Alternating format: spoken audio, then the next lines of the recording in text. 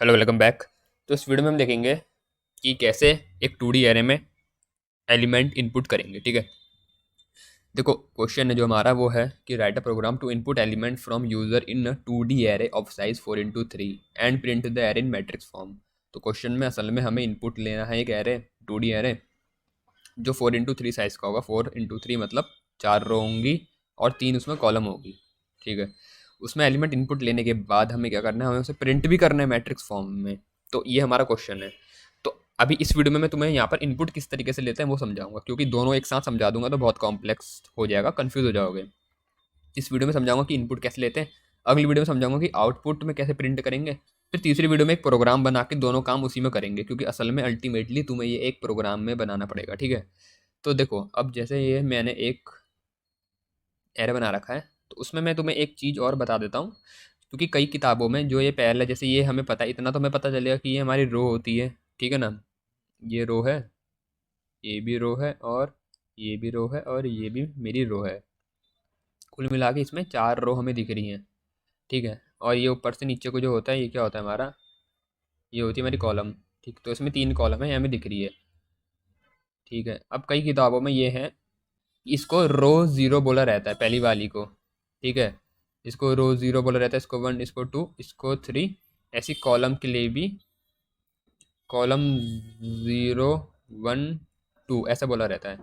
और कईयों में तुम देखोगे कि यहाँ पर 0 नहीं 1 बोला होगा। तो मैं तुम्हें बस ये बता रहा हूँ कि इससे कोई फ़र्क नहीं पड़ता, तुम चाहे इसको रो ज़ीरो बोलो, 1 बोलो, 2 बोलो, 3 बोलो, या पहली वाली को रो 1 बोलो, अगली वाली को 2, फिर 3, फिर 4 बोलो, उससे फ़र्क नहीं पड़ता। फ़र्क सिर्फ एक बात से पड़ता है, और वही बहुत इंपॉर्टेंट है, कि जो पहली वाली रो होगी उसका इंडेक्स होगा 0।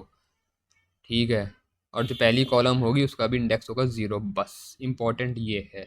अब अगर तुमने इसको रो 1 बोला है और इसको कॉलम 1 बोला है, उससे फ़र्क नहीं पड़ता भाई, इंडेक्स 0,0 रहेगा पहले वाले का। ठीक है, कहने का मतलब मेरा ये है जैसे ये तो कई जगह पे तुम्हें इस तरीके से मिलेगा, कई जगह पे तुम्हें ऐसे मिल सकता है कि ये रो 1 है, ये रो 2 है, ये रो 3 है, और ये रो 4 है। ठीक है, ये वाली रो 1 है, ये रो 2, ये रो 3, और ये रो 4। और ये वाली कॉलम 1 क्योंकि कई होंगे टीचर भी इस तरीके से पढ़ा रहे होंगे, कई कई पहली वाली को रो 0 बोलते हैं, कई रो 1 बोलते हैं। मैं दोनों तरीके से तुम्हें समझा रहा हूँ ताकि कोई दिक्कत ना हो, कोई कन्फ्यूजन ना हो। तो भाई जैसे ये रो 1 और कॉलम 1 है, पर इसमें भी इंडेक्स 0,0 ही होगा। तो हमें उससे फ़र्क नहीं पड़ता कि पहली वाली को हम रो 1 बोलें या कॉलम 1 बोलें या रो 0 बोलें या कॉलम 0 बोलें। फ़र्क सिर्फ इससे पड़ता है कि इंडेक्स तुम्हारा पहले वाले का 0,0 ही रहेगा। ठीक है, याद रखना। पर अगर तुम पहली वाली को रो 0 बोलते हो, तो उससे बस तुम्हें ये आसानी रहेगी याद करने में कि जो रो का नंबर है वही तुम्हारे इंडेक्स का नंबर हो जाएगा। ठीक है ना, बस उससे ये आसान रहता है।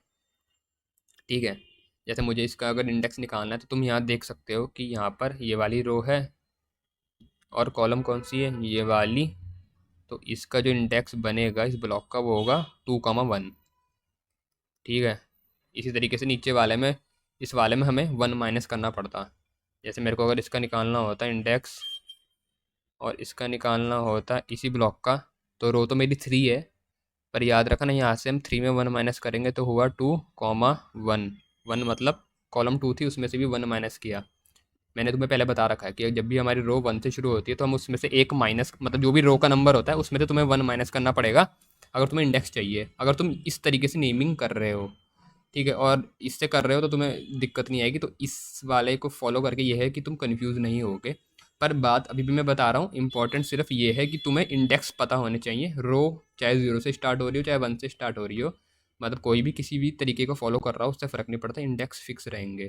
ठीक है, इसके बाद आते हैं इस पर कि हम इनपुट कैसे लेंगे। तो भाई देखो, इनपुट की अगर मैं बात करूँ, तो इनपुट में यहाँ बोला है कि हमें 2D एरे में एलिमेंट लेना इनपुट, और साइज बता रखा है 4x3, मतलब 4 क्या होगी उसमें, 4 भाई मेरे रो होगी, और 3 क्या होगी, 3 होगी कॉलम।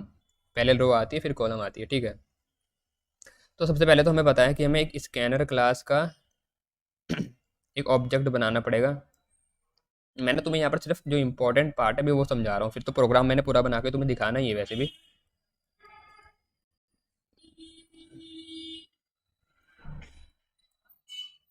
ठीक है, तो हमने मेन इवेंट बना लिया है स्टार्टिंग में मान लो, और उसके बाद स्कैनर का ऑब्जेक्ट बनाया। अब जब मैंने ये बनाया तो मेरा अभी काम है, मुझे इनपुट लेना है, ठीक है। टेकिंग इनपुट, ये मैंने कमेंट मार दी। अब इनपुट लेंगे तो देखो मैंने पहले ही बता रखा है, जब भी इनपुट लेंगे तो हमें दो लूप का यूज़ करना पड़ता है, दो फॉर लूप। तो मैंने पहला फॉर लूप लगाया, for int I equal to 0, ठीक है, आई लेस देन, याद रखना पहला फॉर लूप रो के लिए चलता है, तो रो है अगर 4 तो ये चलेगा लेस देन 4, और आई प्लस प्लस। अब इसके अंदर देखो हमने पढ़ा है कि हमें दो लूप की ज़रूरत पड़ती है 2D एरे में, तो एक लूप है उसके अंदर एक और लूप आएगा, या कह लो कि हमारे नेस्टेड लूप लगते हैं। तो अंदर वाला होगा int J equal to 0, J less than, अब ये अंदर वाला चलता है कॉलम के लिए, तो कॉलम है 3, तो लेस देन 3, और जे प्लस प्लस। समझ में आ रही बात? बाहर वाला किसके लिए था? रो के लिए था। अंदर वाला किसके लिए? कॉलम के लिए, ठीक है। अब तुम यहाँ पर चीज़ का ध्यान दो, अंदर वाला जो हमारा लूप है वो वाला कॉलम के लिए है, पर तुमने इससे पहले एक बात अब तुमने पढ़ी होगी, जैसे मेरे तो यहाँ पर जैसे हम दो लूप का यूज़ करें, ये है नेस्टेड लूप। तो नेस्टेड लूप पे एक बात तुम्हें पता होगी कि फॉर ईच, जब हम नेस्टेड लूप का यूज़ करते हैं तो for each iteration of outer loop comma the inner loop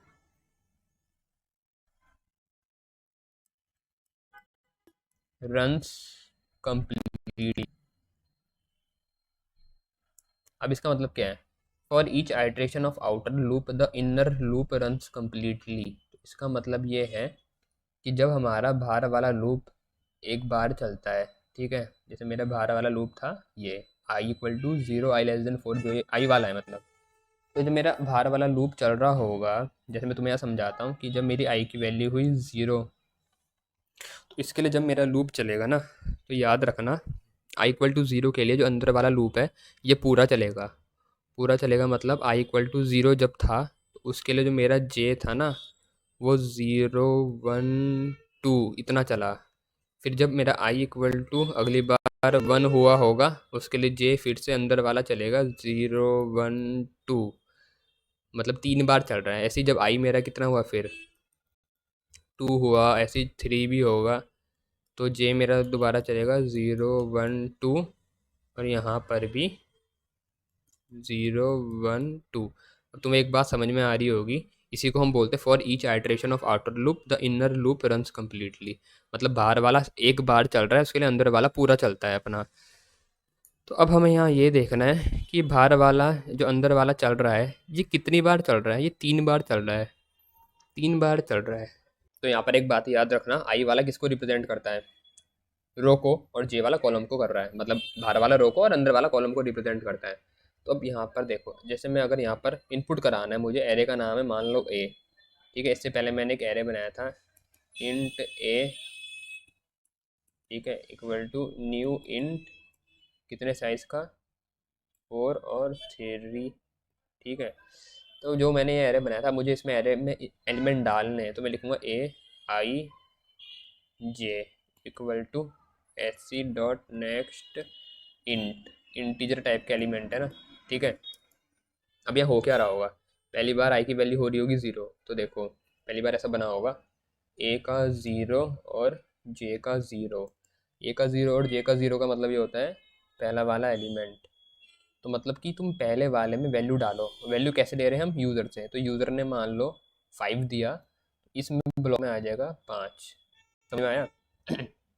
ऐसे ही जब अगली बार लूप आगे बढ़ेगा तो आई की वैल्यू फिक्स है, आई की 0 ही है, लेकिन जे की बढ़ के 1 हो गई। जब जे की बढ़ के 1 हुई तो ऐसा बन गया ए 0 और ये 1। अब मुझे बताओ ए 0 1 मतलब कॉलम तो 1 हो गई है और रो 0 ही है, मतलब रो 0 है, मतलब रो मेरी ये ही है, पर हम अब अगले वाले इंडेक्स में पहुंच गए इस वाले में। समझ में आया? ए 0 1 का मतलब ये होता है, देखो इसका जो वो होगा इंडेक्स क्या होगा 0,1 ना, इसका क्या होगा 0,2, पहला वाला रो को रिप्रेजेंट करता है, तो ये रो 0, इसका 0 0 0 है, कॉलम का 0, फिर अगली वाली का 1, अगली वाली का हो गया 2, क्योंकि ये वाली क्या है, ये कॉलम 0 है, ये कॉलम 1 है, और ये है कॉलम 2। ठीक है, समझ में आ रहा है ना इतना। तो यहाँ पर अगली बार मान लो उसने 10 दिया, तो यहाँ पर घुस गया होगा 10। अब लूप आगे बढ़ेगा तो अंदर वाला चल रहा है, देखो बाहर आई की वैल्यू तो फिक्स, जब तक आई पूरा ये वाला अंदर वाला चल नहीं जाता तो आई तब तक 0 के लिए, वो आई के 0 के लिए चलता रहेगा। तो अभी 2 चला, तो जब 2 चला तो मतलब यहाँ पर क्या हुआ, यहाँ पर 2 आ गया, मतलब ए का 0,2। ठीक है, ए का 0,2 मतलब तीसरे इंडेक्स में मान लो यहाँ पर उसने 15 दी, तो 15 वैल्यू आ गई। यहाँ तक तुम्हें समझ में आ रहा ना। अब उसके बाद क्या हुआ, ये लूप हुआ ख़त्म। उसके बाद आई की वैल्यू होगी 1, तो अब क्या होगा, अब होगा A1, अगला क्या होगा 0, तो A1 का 0, तो देखो अभी ये है रो 1 और इसका इंडेक्स है 1,0, पहले वाले का, इसका 1,1 और इसका 1,2। ठीक है, ये 1,2 है आखिरी वाला। तो अब 1,0 में वैल्यू डलेगी, तो वो भी उसने दी, मान लो इस बार 20 दिया, तो 20 यहाँ पर चला गया। अगली बार फिर लूप आगे बढ़ेगा तो 1 के लिए चलेगा, तो मतलब A1 और यहाँ भी 1, A11 मतलब बीच वाले में, तो अगली बार वैल्यू इसमें डलेगी, तो अगली बार वैल्यू इसमें डलेगी, इस तरीके से होता रहेगा। फिर अगली बार वैल्यू इस वाले में डलेगी, फिर उसके बाद इस वाले में डलेगी। ठीक है, और उसके बाद फिर इस वाले में डलेगी, इन तीनों में डलने के बाद फिर इस वाले में डलेगी, फिर इस वाले में डलेगी, और फिर इस वाले में डलेगी। समझ में आ रहा। ठीक है, मतलब पहली वाली रो पूरी भरती है, फिर दूसरी वाली रो, फिर तीसरी वाली रो, फिर चौथी वाली रो वाइज फिल होगा। मतलब जैसे पहली वाली रो पूरी फिल हुई, फिर नीचे वाली जो दूसरी रो है वो पूरी फिल हुई, फिर नीचे वाली तीसरी रो है वो पूरी फिल हुई, फिर उसके बाद चौथी रो है वो पूरी फिल हुई, और इस तरीके से हमारा पूरा एरे बन गया। ठीक है, समझ में आया ना। ठीक है, तो मतलब पहली रो के लिए अंदर वाला ये कॉलम को भरने का काम करता है, जो जे वाला लूप है, फिर अगली रो के लिए जो जे वाला लूप है फिर वो अंदर पूरी कॉलम को भरने का काम करता है। तो इसलिए ये मतलब ऐसे जैसे पहले ये कॉलम भरी, फिर ये भरी, फिर ये भरी, इस रो के लिए हो गया। फिर अगले में गया तो उसमें भी क्या सीन होगा, पहले ये भरेगा, फिर ये भरेगा, फिर ये भरेगा, फिर ये भरेगा, ये भरेगा, ये भरेगा, फिर ये, फिर ये, फिर ये। समझ में आ रहा। तो इस तरीके से ये तो था हमारा इनपुट, भाई इतना समझ में आ गया ना। ठीक है, तो अब एक बार जब एरे में इनपुट हो गया, अब हम देखेंगे कि इसको ना आउटपुट कैसे करना है, वो भी मैट्रिक्स की फॉर्म में। ठीक है, तो वो भी अपने आप में मतलब उसमें भी अच्छा खासा समझने का हिस्सा है, तो इसलिए मैं उसको इस वीडियो से अलग रख रहा हूँ ताकि तुम कंफ्यूज ना हो। ठीक है, तो इसको एक बार इतना तुम देख लो, ठीक है, किस तरीके से काम हो रहा है, इसको समझो, इसको नोट डाउन कर लेना, और मैं नेक्स्ट वीडियो लेके आता हूँ, उसमें तुम्हें बताऊंगा कि भाई कैसे हम उसको आउटपुट में डिस्प्ले करेंगे, फिर उसके बाद प्रोग्राम भी बनाएंगे। और इससे पीछे की तुमने वीडियो नहीं देखी है तो उनको भाई देख लेना, एरे इन जावा करके प्ले लिस्ट बना रखी है, उसमें सारी वीडियो है, मतलब बेसिक है, 1D एरे के और 2D एरे के। बाकी और वीडियो भी मैंने बना रखी है, जैसे इंपॉर्टेंट जावा ये एरे प्रोग्राम और प्रीवियस ईयर के क्वेश्चन सब हैं, तो उनमें भी बाकी क्वेश्चन भी कवर कर रखे मैंने, तो तुम उनको जाके एक बार विजिट कर लेना, सब में सीक्वेंस में वीडियोज़ हैं सब प्ले लिस्ट में। और कोई प्ले लिस्ट नहीं मिलती, कोई क्वेश्चन नहीं मिलता, तो मुझे तुम कमेंट करके बता देना। ठीक है, मैं या तो वीडियो बना दूंगा या तुम्हें फिर उसका लिंक दे दूंगा अगर मैंने उसकी वीडियो बना रखी होगी तो इस वीडियो में इतना ही था, उम्मीद है पसंद आई होगी, अच्छी लगी होगी, लाइक कर देना पसंद आई है तो, और सब्सक्राइब भी कर लेना, अपने दोस्तों के साथ शेयर कर देना। जल्दी मिलता हूँ अगली वीडियो में, थैंक्स फॉर वॉचिंग।